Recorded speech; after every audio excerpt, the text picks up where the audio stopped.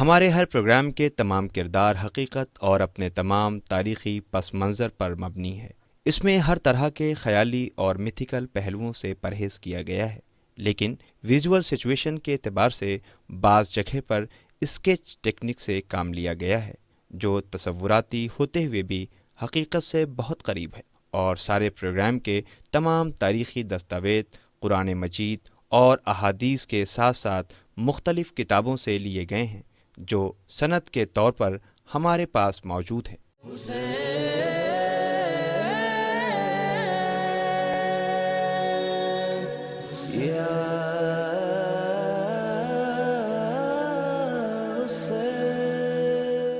اعوذ باللہ من الشیطان الرجیم، بسم اللہ الرحمن الرحیم۔ ناظرین السلام علیکم، میں ہوں سمینہ زیدی، حاضر ہوں لے کر آپ کی خدمت میں پروگرام کربلا ایک درس کا۔ کربلا حقیقتاً ایک درس کا ہی ہے۔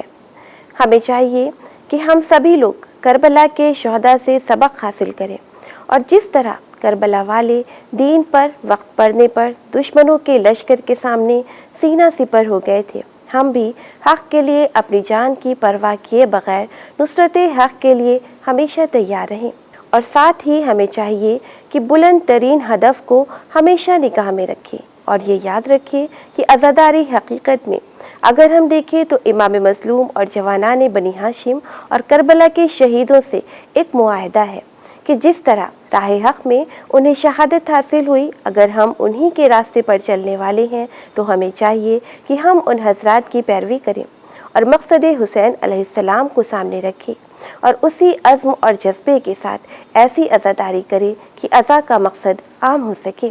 اور یقیناً اگر ہم نے ایسا کیا تو ہماری کوشش کامیاب ہے، اور ہمیں چاہیے کہ ان مجلسوں کے ذریعے ہم امام زمانہ عجل اللہ تعالیٰ کے ظہور کے لیے زمینہ سازی کریں۔ ماہ محرم ہمیں مجلسوں کے ذریعے امام حسین علیہ السلام سے محبت اور ان کی اطاعت کا موقع فراہم کرتا ہے۔ یہ ایک عظیم نعمت الہی ہے، اس موقع کو رائیگاں نہیں ہونے دینا چاہیے، اس نعمت کو کم نہیں سمجھنا چاہیے، اور اللہ کا شکر ادا کرتے رہنا چاہیے۔ آیت اللہ خامنئی محرم میں ممبر کی اہمیت کو بیان کرتے ہوئے کہتے ہیں کہ میری نظر میں ممبر کی بہت اہمیت ہے۔ آج انٹرنیٹ، سیٹلائٹ، ٹیلی ویژن اور دوسرے ذریعے بہت زیادہ ہیں، لیکن ان میں سے کوئی بھی ممبر جیسا نہیں ہے۔ ممبر یعنی آمنے سامنے ہو کر بات چیت کرنا، اس کا اپنا ایک الگ اثر ہے جو کسی دوسری چیز میں نہیں ہے۔ اس کی حفاظت اور بقا بہت ضروری ہے۔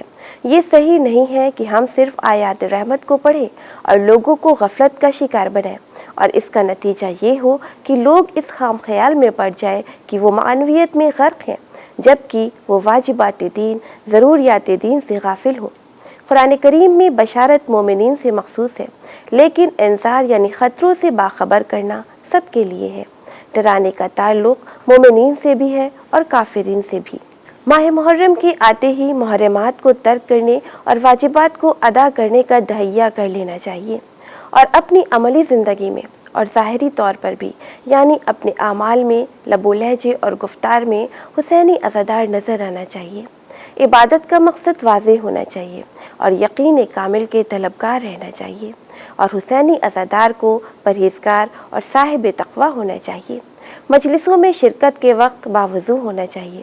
رہبر انقلاب امام خمینی نے کہا کہ سید الشہداء حضرت امام حسین علیہ السلام کی عزاداری خداوند عالم کا تقرب اور اس کی ریاضت حاصل کرنے کا سب سے افضل ذریعہ ہے۔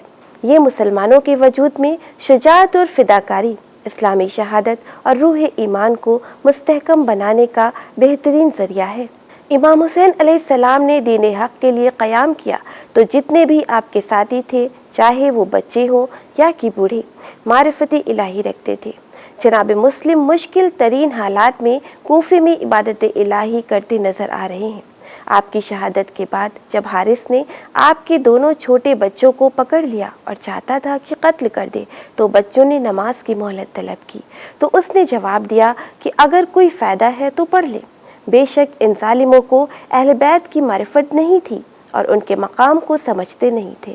روز عاشور بھی دشمن اہل بیت اصحاب اہل بیت کی نماز پر شک کر رہے تھے۔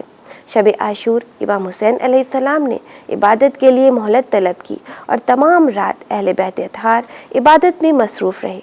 روز عاشور نماز ظہر جماعت سے ادا کرنے کے لیے اصحاب حسین علیہ السلام دشمن کے تیروں کو اپنے سینوں پر لیتے رہے، اور عصر عاشور امام حسین علیہ السلام نے ایسا سجدہ کیا کہ اس سجدہ شبیری نے دین اسلام کو زندہ و جاوید کر دیا۔ مولانا سید محمد باقر باقری آخری سجدہ امام حسین علیہ السلام کا بیان اس طرح کرتے ہیں: خدا کو بھول چکا تھا گروہ شیطانی، بنا تھا قصہ پاری نہ دین قرآنی، بڑھا جو امر الہی بشکل انسانی، جھکا دی خاک پہ زخموں سے چور پیشانی، ابد سے مل گیا سجدہ حسین ایسے تھے۔ عبادت سے رغبت کا یہ عالم تھا کہ امام حسین علیہ السلام نے جناب زینب سے وقت آخر رخصت کے لیے آئے تو یہ کہا کہ بہن مجھے نماز شب کی دعاؤں میں یاد رکھنا، اور جب 11 محرم کو عطرت اطہار کو قیدی بنایا گیا تو بھی خاندان رسالت کی عبادت میں کوئی خلل نہیں آیا۔ ہر حال میں عبادت الہی نماز شب کی تدبیریں تھیں، یہاں تک کہ 9 کے نیزہ پر بھی تلاوت قرآن ہوتی رہی۔ ناظرین، مجلس عزا خود ایک عظیم عبادت ہے اور عبد کو معبود سے ملاتی ہے۔ کربلا کے ہر مرحلے میں خلوص نیت کا اور عبادت کا ایک الگ ہی انداز نظر آتا ہے کہ ایک طرف تو اہل ایمان کے دلوں میں خالق کی وحدانیت اور دین اسلام یعنی حق کو بچانے کا جذبہ تھا، اور دوسری طرف سید الشہداء سے محبت کی حرارت دلوں میں جوش مارتی ہے اور شہادت کا ولولہ پیدا کرتی نظر آتی ہے۔ یہ تمام ارکان عبادت میں شمار کیے جاتے ہیں، بس ہمیں چاہیے کہ خالق کو پہچانتے ہوئے، اس کی عبادت میں سرب سجود ہوتے ہوئے، عبادت الہی کرتے ہوئے عزاداری سید الشہداء میں شرکت کریں۔ قرآن کریم میں خالق کائنات کی عبادت کا بیان اس طرح ہو رہا ہے کہ وہ آسمان و زمین اور جو کچھ ان کے درمیان ہے سب کا مالک ہے، لہٰذا اس کی عبادت کرو اور اس کی عبادت کی راہ میں صبر کرو۔ کیا تمہارے علم میں اس کا کوئی ہم نام ہے؟ اور ایک اور جگہ ملتا ہے کہ اور اس وقت تک اپنے رب کی عبادت کرتے رہیے جب تک کہ موت نہ آ جائے۔ ناظرین، عزاداری امام حسین علیہ السلام کا مقصد وہی ہے جو شہادت امام حسین علیہ السلام کا مقصد تھا، بس ہمیں چاہیے کہ عزاداری سید الشہداء مقصد امام حسین علیہ السلام کو سمجھتے ہوئے عزاداری کریں کہ عزاداری ہمارے لیے ایک بڑی نعمت اور عظیم عبادت ہے۔ ساتھ ہی یہ عزاداری ہمیں عبادت الہی کا درس دیتی ہے۔ پیغام کربلا وحدانیت الہی کا اقرار اور عبادت الہی ہی ہے۔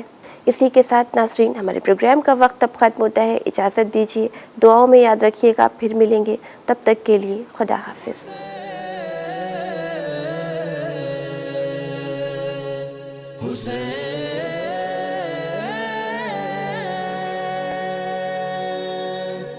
یا